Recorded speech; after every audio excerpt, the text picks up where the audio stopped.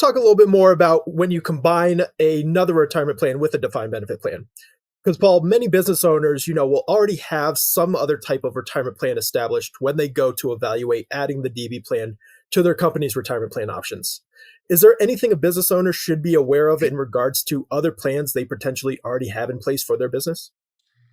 Yeah, I mean, a lot of times people come to us and they say, "Hey, I've got a SEP or I've got a simple or an IRA, and I want to just add all these. Like, can I just do all the above and max fund everything?"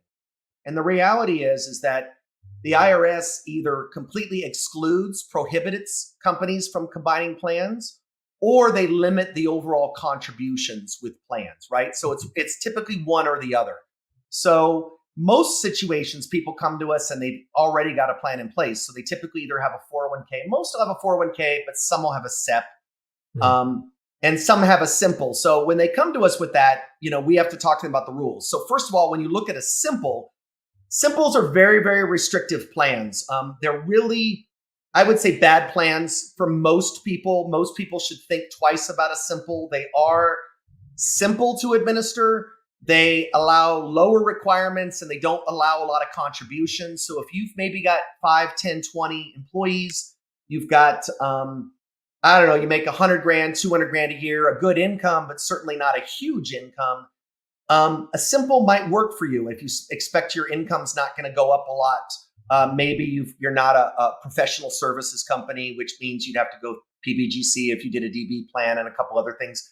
A simple could make sense. And again, in that scenario, if you feel confident your income's not going to skyrocket, a simple might make sense. But specifically in the IRS rules, simples cannot be combined with anything else. So if someone comes to us with simple, sorry, can't do a plan. With us, come back and let us know when you're done funding your simple or whatever, and we can help you out.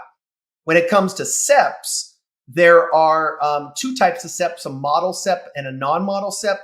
Non-model SEPs, or excuse me, model SEPs in the instructions to the SEP 5305 form, it actually says in there they cannot be combined with qualified plans, any other qualified plans. So specifically, the IRS says you cannot use a model SEP. A non-model SEP, you can still do the 6% rule. A non-model SEP is more of a custom defined plan. When we ask clients what they have, they typically aren't going to know. So SEPs generally don't work great, but 401ks work very well. They're typically the best way to combine these plans. And, the 401k allows you to do the deferral, so you can get in a nice amount there, depending on, your age, of course, but you're still limited at 6% on the profit sharing. But definitely they combine the best with the 401k plan. Stay away from simples. If you've got a growing business with expected higher income, be very, very careful with SEPs. SEPs can work well for people who want to have a non-model SEP with someone who's got a DB plan. If maybe they're already covered by a 401k deferral at their day job, then it can make some sense. But again, be very careful when combining plans. Don't go out and max fund and then come to us after, because we're going to say you can't do it. So you always want to get with us and talk to us and run some numbers first, because that way we can kind of customize a plan for you and understand what your goals are and your contribution levels you're looking to attain. Yep, absolutely. It makes sense. And I've actually come across a couple of different business owners who own multiple different businesses, and they'll be under the impression that, they'll have their SEP with their other company, and now they just want a defined benefit plan for maybe themselves and their spouse in another company. Can you talk about why that wouldn't work? Yeah, I mean, the key thing is it comes under what we call control groups. So if you own multiple businesses, let's say you own 3 companies and you've got a SEP with one and you're like, well, I want to keep that SEP, but I want to set up a DB plan that's just for me. You generally can't do that. If you own control, you have a controlling interest of the companies, they're all going to be considered, even though they're 3 separate legal entities, maybe file 3 separate tax returns. For retirement plan purposes, it's all one big plan.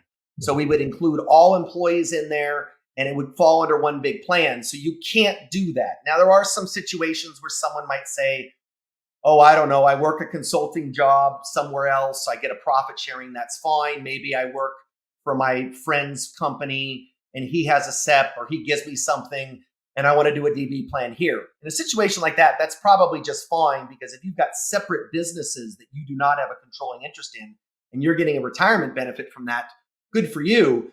That's usually not going to affect what you're doing on the DB plan side, except if you're doing the deferral, right? Because the deferral is per person per year. So yeah, it depends. But as a general rule, like you said, if you've got multiple businesses, it's going to fall under control groups. Mhm. For our purposes, we're going to assume it's one big plan. So getting with us up front, making sure we understand what you're trying to accomplish and understand your entity structuring rules is going to be the best option for you, you know? Absolutely. Yep. That's great information and very good for a business owner to keep in mind. Well, I think that sums up that topic. Thanks, Paul.